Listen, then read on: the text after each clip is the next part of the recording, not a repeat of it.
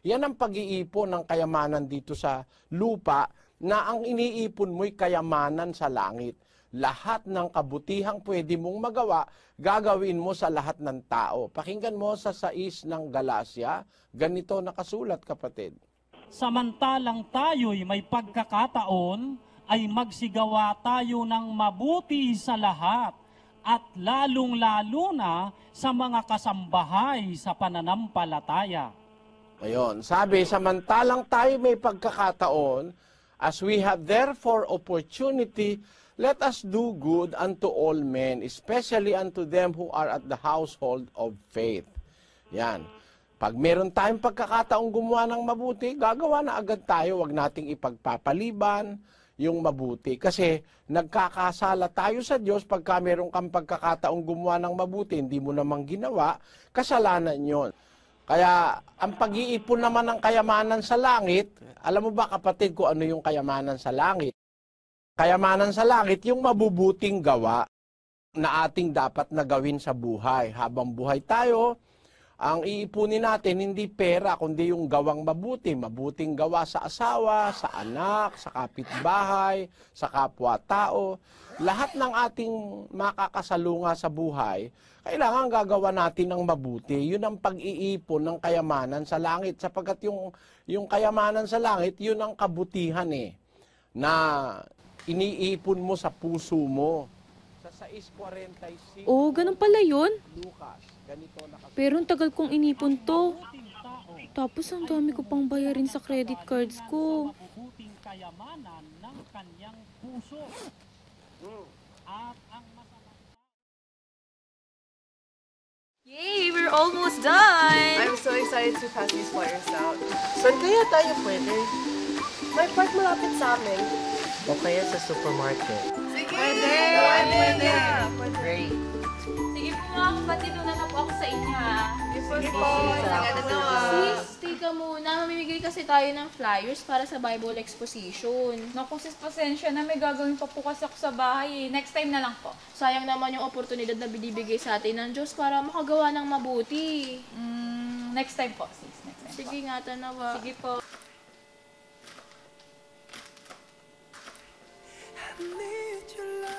Grabe, hindi ko naman kinakaya itong scene na to. Sobrang nakakakilig. Nak, hugasan mo naman yung pinggan.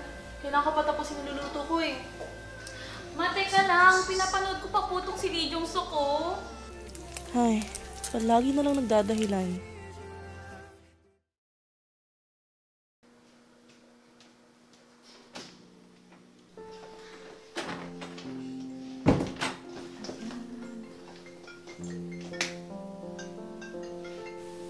Hello po sis. Hello po sis, baka pwede ka pong makasamang tumulong na maglinis ngayon dito sa lokal. Kakagaling ko lang din po kasi galing work po. Pagod na po ako. Tawagan ko po kayo bukas. Oh, ganun po ba? Sayang naman po yung pagkakataon. Sige po, tawagan na lang po loobin. Sige po sis. Bye po.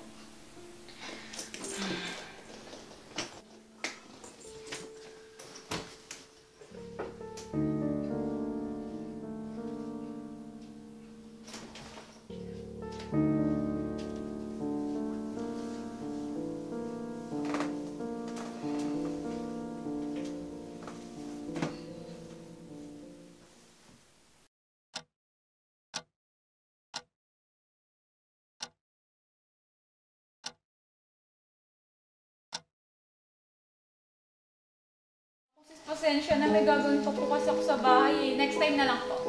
Mate ka lang, pinapanood ko pa po itong si Lee Jong-suk ko. Kakagaling ko lang din po kasi galing work ko. Pagod na po ako.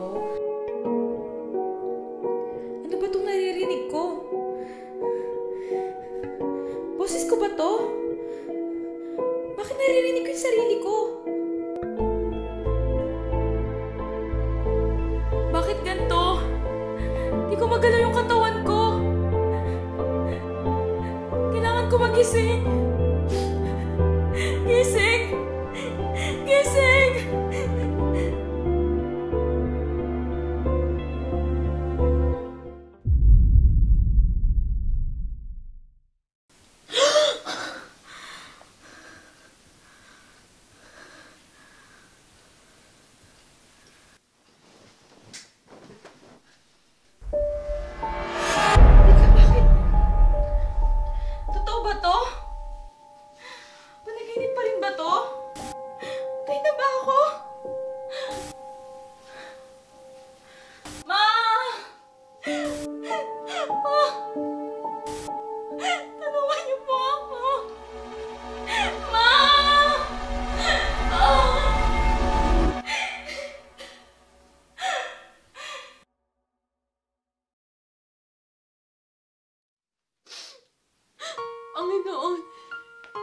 Hindi po ito ang gusto kong kamatayan.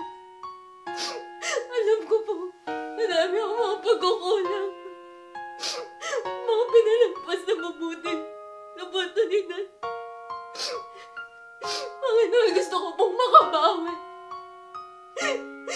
Marami pa po akong dapat magawa. Panginoon, maawa ka po. Bigyan mo pa po ako ng isang pagkakataon.